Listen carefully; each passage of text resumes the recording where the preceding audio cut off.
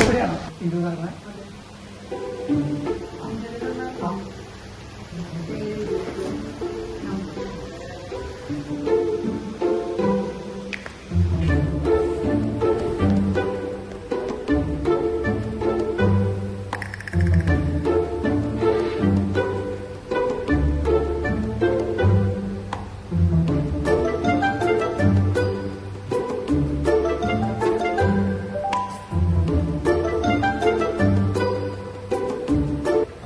ഇന്റർവ്യൂവിന് വന്നതല്ലേ?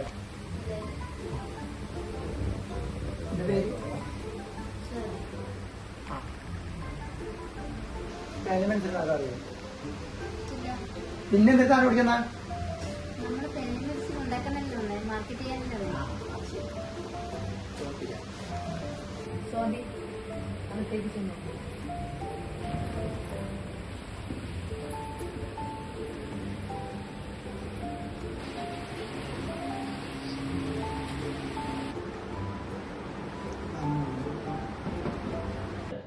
ഇല്ല മറ്റന്നാടെ പുള്ളി പിന്നെ പാടുന്നുണ്ട്.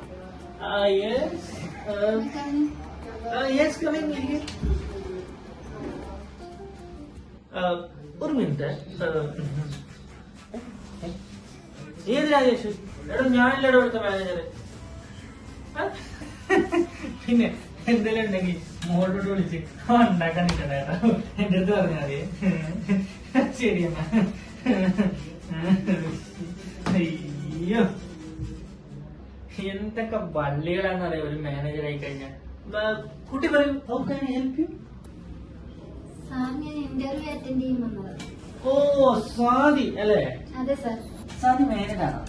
അല്ല സാർ, നോക്കുന്നുണ്ട്, ഒന്നും ശരിയായില്ല. എന്ത് സാർ? സ്വാതി ഏതുവരെ പഠിച്ചു? ഞാൻ ബികോം ആണല്ലേ?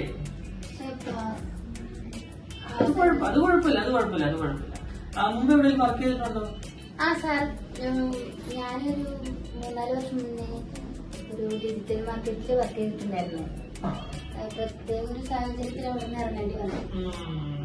കൊള്ളാം. സ്വാതിക്കറിയാലോ നമ്മുടെ ഇവിടെ ഒരു ചെറിയ കമ്പനിയാണെന്ന് അറിയാലോ.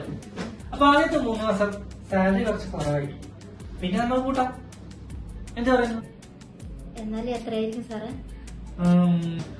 സ്വാതിക്ക് വേണ്ടി ഒരു 10,000 രൂപ ഞാനങ്ങ് തരും. അത്രേ ഉള്ളൂ? അത്രയില്ലേ? ഞാൻ വേണമെങ്കിൽ സ്വന്തം റിസ്കിൽ ഒരു 100 രൂപ കൂടി കിട്ടുതരാം. 10,000 100, 1 തരം 2 തരം 3 തരം ഫിക്സ്. ഹാപ്പി? ചിരിക്കി വെച്ച് കഴിഞ്ഞു. ശരി എന്നാ ആൾ തന്നെ ചോദിച്ചാണേ. ഓക്കെ.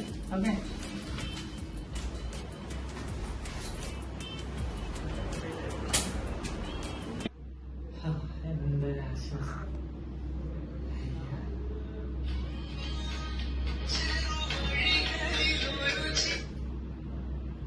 ഹലോ,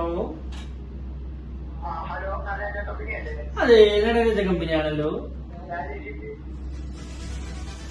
രാജേഷാ, രാശി കത്തു ഒരു 10 മിനിറ്റ് ആയിക്കണം. ഞാൻ തന്നെ കുത്തിക്കൊന്ന അവന്റെ കുഴിമാടത്തിന്റെ മുകളിലാണ് ഞാൻ ഇരിക്കുന്നത്. എടാ വെച്ചിട്ട് പോടാ നാറി, പണ്ടാര നാറി.